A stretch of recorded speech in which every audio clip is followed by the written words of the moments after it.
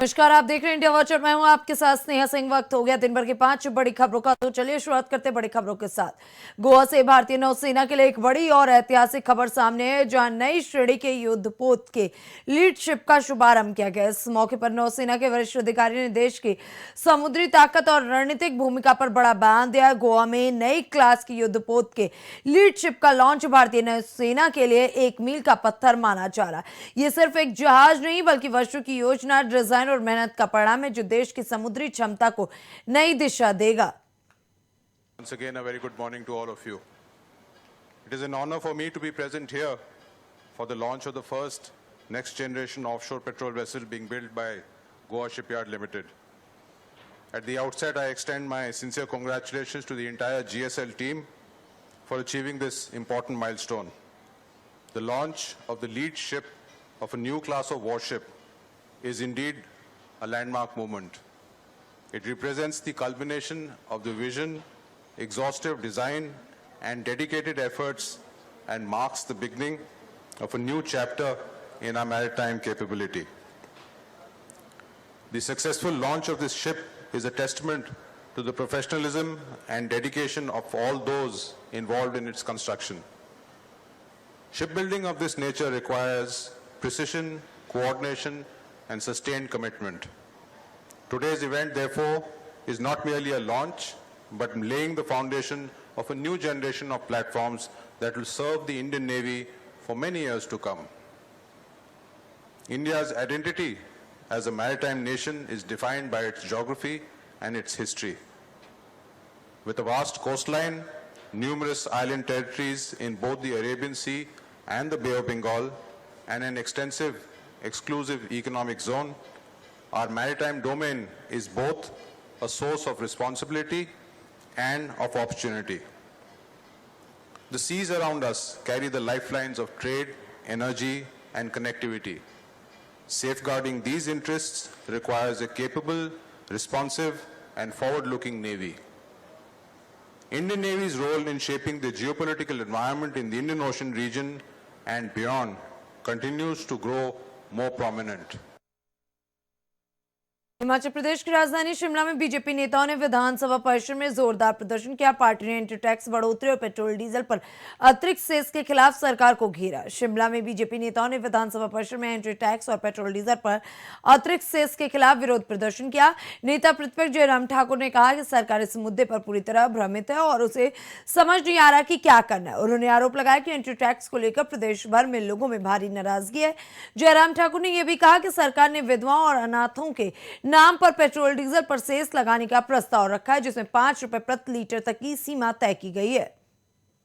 देखिए, anti tax के विषय को लेकर के पहले भी विधानसभा के अंदर और विधानसभा के बाहर हम अपनी बात कह चुके हैं, लेकिन सरकार इतनी कंफ्यूजन में है, वो समझ नहीं आ रहा कि क्या करना है क्या नहीं करना है। मैंने पहले भी कहा कि जब फैसले जल्दबाजी में लिए जाते हैं, बिना सोचे समझे लिए जाते, तो स्थिति ऐसी होती है। अब हमारे लिए चिंता का विषय ये है, एक तो एंटी टैक्स के कारण प्रदेश के अंदर बहुत बड़ी नाराजगी है, बहुत बड़ा गुस्सा बहुत सारे वर्गों में है। जो एडजॉइनिंग बॉर्डर के जो हमारे इलाके हैं, जिसमें ऊना है, आपका नाहन है, आपका पौंटा है, आपका नालागढ़ है, बद्दी है, कांगड़ा है, ये सारे बिलासपुर है। यहाँ के लोगों को तो रोजमर्रा की जिंदगी में बहुत बड़ी परेशानी हो गई है। आना जाना, रिश्तेदारों के मिलने भी जाना, तो भी एंटी टैक्स के उस दौर में से गुजरना पड़ेगा। मुख्यमंत्री जी ने पिछले कल कहा विधानसभा के अंदर कि हमने कोई नया उस पर नहीं किया है। आपने 40 रुपए से 170 रुपए तक सीधा बढ़ा दिया। जहां छोटी गाड़ियों का जो एंटी टैक्स पहले 40 रुपए होता था, वो सीधा बढ़ा करके 170 रुपए हो गया। बड़ी गाड़ियों का तो बहुत बड़ा उसमें इंक्रीज है, हजार रुपए तक जो है वो एंटी टैक्स आपने लगा दिया।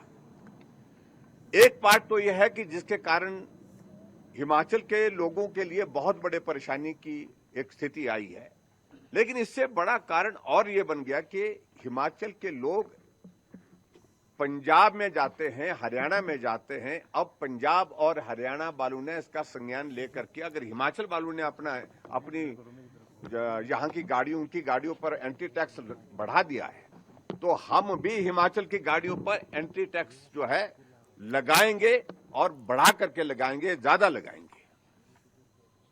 यहां तक भी समझ में आती बात। चलो,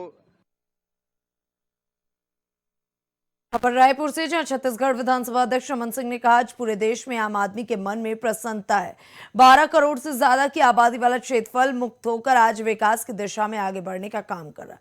24 अगस्त को देश के गृह मंत्री अमित शाह ने घोषणा की थी कि 31 मार्च तक प्रदेश और देश नक्सल हिंसा से मुक्त होगा। ये बहुत बड़ी सफलता है। आज ऐतिहासिक दिन है जब छत्तीसगढ़ ही नहीं पूरा देश नक्सलवाद के दंश से मुक्त होकर एक हिंदुस्तान के अंदर जो लंबे समय से चल रही धारणा थी पशुपति से तिरुपति तक, ये जो रेड कॉरिडोर की बात या कल्पना करने वाले लोग आज निश्चित रूप से पूरे देश में आम आदमी के मन में प्रसन्नता होगी और करीब करीब 20 करोड़ 12 करोड़ से ज़्यादा की आबादी वाला क्षेत्रफल मुक्ति होकर आज विकास की दिशा में आगे बढ़ने का काम कर रहा है।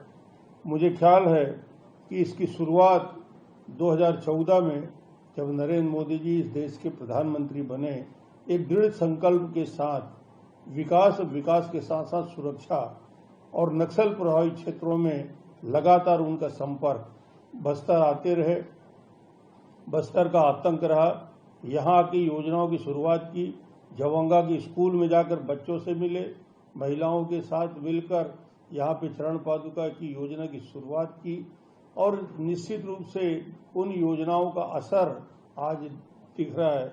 और मुझे ख्याल है कि 24 अगस्त 2024 को माननीय देश के हमारे गृह मंत्री अमित शाह जी ने इस बात की घोषणा सार्वजनिक रूप से की थी कि 31 मार्च 2026 तक प्रदेश और देश नक्सल हिंसा से मुक्त होगा।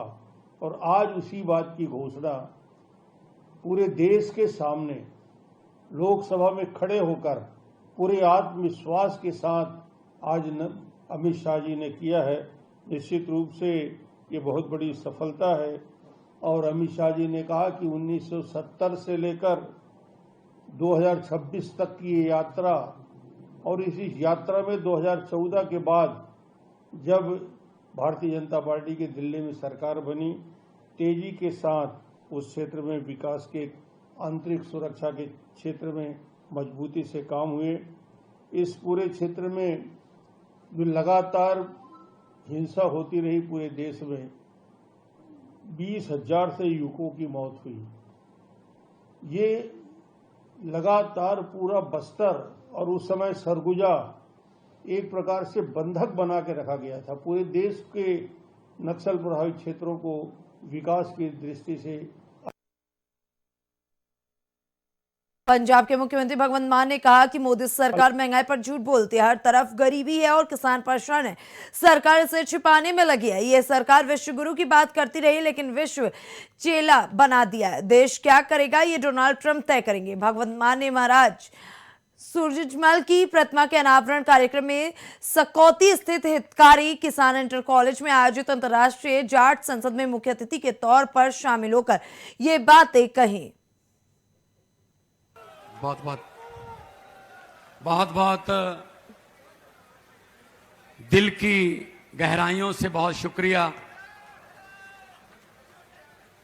आप सब लोग आज महाराजा सूरजमल जी की प्रतिमा को लोकार्पण करने के लिए, अपना योगदान देने के लिए आए हैं। आज बहुत ऐतिहासिक दिन है जब महाराजा सूरजमल जी का प्रतिमा जो है उत्तर प्रदेश में पहली प्रतिमा है जो लोकार्पित हो रही है। मैं सत्कारयोग बुजुर्ग, नौजवान साथी, माएं, बहनें, सबका बहुत बहुत धन्यवाद करता हूं। आपका चला हुआ एक एक कदम हमारे सर माथे पर, मेरे संसद में साथी रहे, श्री हनुमान बेनीवाल जी जो अभी अभी आपके सामने बोल के गए हैं, संजीव बालियान जी पूर्व मंत्री, दिग्विजय चौटाला जी हमारे बिहार से मंत्री, कैबिनेट मिनिस्टर, पूर्व एमपी साहेब, पूर्व एमएलए साहबान, सबका बहुत बहुत धन्यवाद। सबको मेरी तरफ से नमस्कार, सत श्री अकाल, वाहिगुरु जी का खालसा, वाहिगुरु जी की फतेह।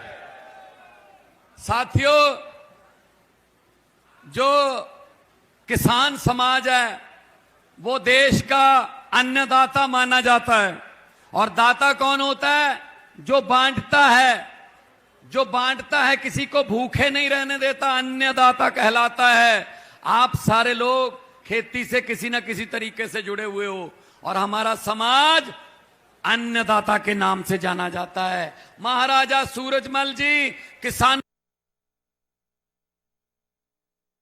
पूर्व टेनिस स्टार लिएंडर पेस ने भारतीय जनता पार्टी का दामन थाम लिया। इस मौके पर उन्होंने इसे अपने जीवन का बड़ा दिन बताया और कहा कि अब वो देश की युवा और खेल के क्षेत्र में योगदान देना चाहते हैं। और उन्होंने नरेंद्र मोदी, अमित शाह, नितिन नवीन और किरण रिजिजू का धन्यवाद करते हुए कहा कि उन्हें ये अवसर देने के लिए वे आभारी हैं।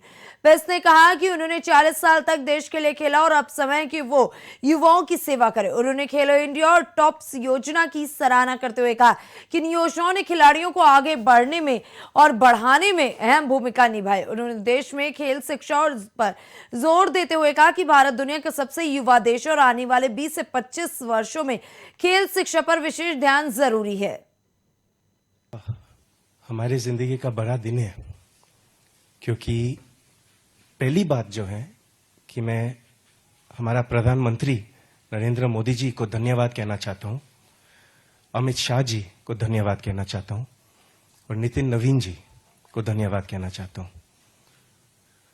बीजेपी फैमिली को जिस तरह से मेरे को नर्चर कर रहे, जिस तरह से मेरे को मौका दिए, दादा हमारे पास बैठे हैं, हमारा एक जिंदगी का हीरो जो है, जो मैं लुकअप करता हूं, हमारे पास बैठे हैं, किरण रिजिजू जी।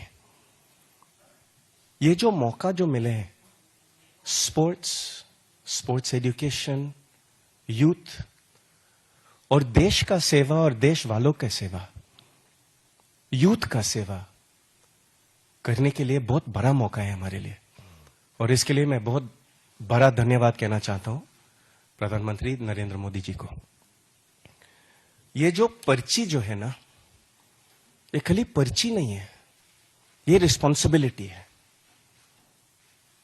40 साल से मैं देश के लिए खेले, डेविस कप में, ओलंपिक्स में, मां का नाम बढ़ाने के लिए, पापा का नाम बढ़ाने के लिए, फैमिली का नाम बढ़ाने के लिए और देश का नाम बढ़ाने के लिए।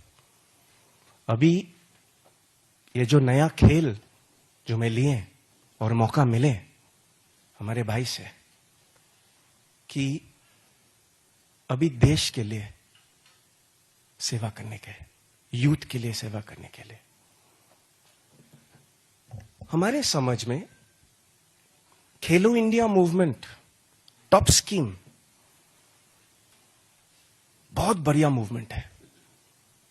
किरण रिजिजू जो हमारे समझ में सबसे बेस्ट स्पोर्ट्स मिनिस्टर बने थे, टोक्यो ओलंपिक्स के तैयारियां किरण रिजिजू ने, उस नरेंद्र मोदी जी ने किरण रिजिजू को रिस्पॉन्सिबिलिटी दी है।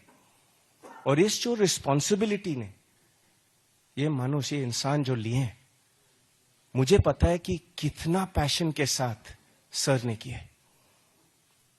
कई एथलीट्स को वीजा नहीं मिल रहे थे, कई एथलीट्स को कोविड टेस्ट का इंजेक्शन नहीं मिल रहे थे, कई एथलीट्स को कोविड इंजेक्शन, एंटीवायरस नहीं मिल रहे थे, सर ने ऑर्गेनाइज किए। फिलहाल दिन भर की 5 बड़ी खबरों में बस इतना ही। देश दुनिया की तमाम बड़ी और अहम खबरों को देखने के लिए बने रहे इंडिया वॉच के साथ।